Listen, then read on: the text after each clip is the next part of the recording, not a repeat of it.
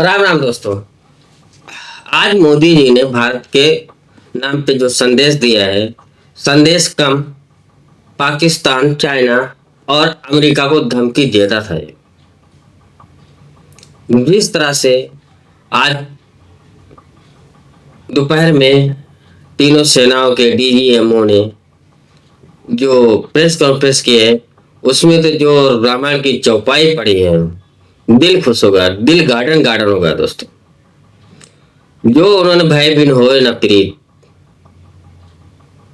जो चौपाई सुनाए ना, इससे सीधा से आप लोग समझ लें, अब पाकिस्तान को डर के ही रहना पड़ेगा। अब पाकिस्तान के पास कोई चारा नहीं है।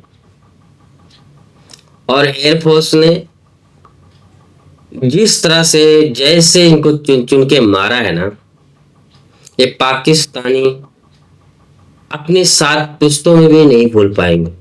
अपने होने जो पैदा होएगी औलाद ना, उसको भी बताएंगे कि हाँ, इस तरह से भारत ने पाकिस्तान पे हमला किया था।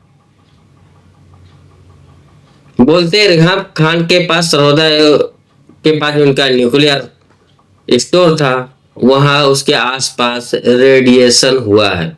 लगभग में 4.5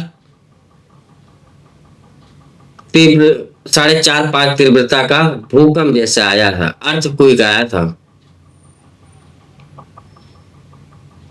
अब अमेरिका की कंपनी वहां पे जाकर के रेडिएशन चेक कर रही परमाणु बम का कि कितना फैला हुआ है।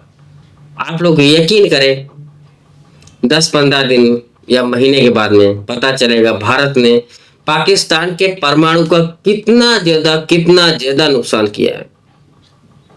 और मजे की बात यह है, जब एयरफोर्स के अधिकारियों से किसी पत्रकार ने सवाल पूछा, कैसा सोशल मीडिया पर चल रहा है कि भारतीय एयरफोर्स ने यहाँ पे न्यूक्लियर सेंटर पे हमला किया है या मिसाइल गिराई है, तो भारत के जो ऑफिसर थे उनका क्या जवाब था पता है?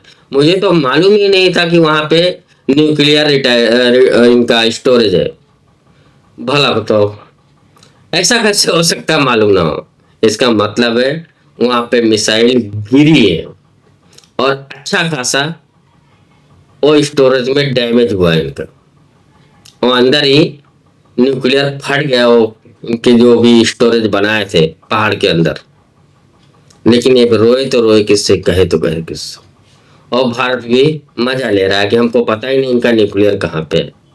अरे जब उनको भारतीय एजेंसियों को ये पता है कौन सा आदमी कहाँ पे बैठा हुआ है और कितने लोग ये कमरे में बंद हैं और कितने लोग बैठे हुए, तो इनको इतने साल से ये नहीं पता कि न्यूक्लियर कहाँ पे।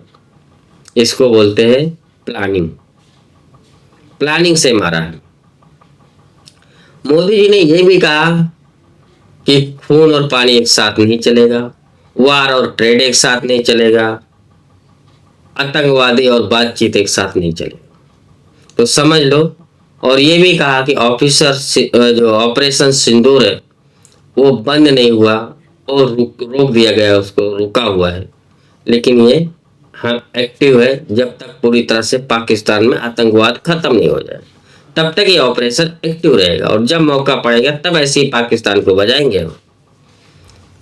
प्रधानमंत्री मोदी जी ने आज सभी सेनाओं का शुक्रिया अदा किया और भारत के जो 28 विवाह हुई है महिलाएं, उनकी सिंदूर का बदला लिया।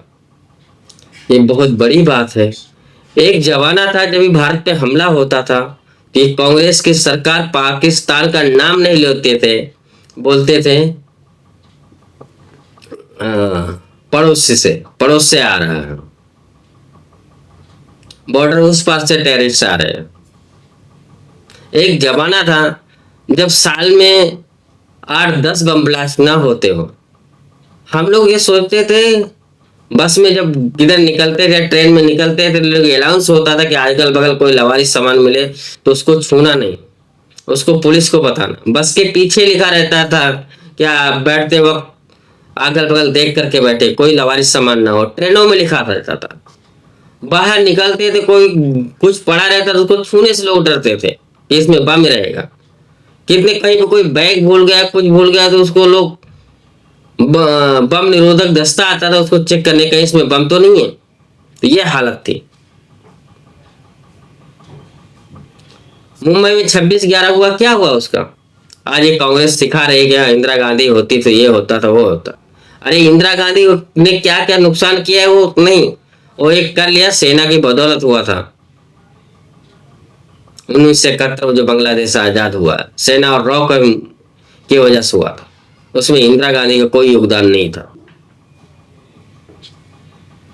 और आज भी हम सेना को ही कर रहे, लेकिन फ्री हैंड तो मोदी जी ने दिया।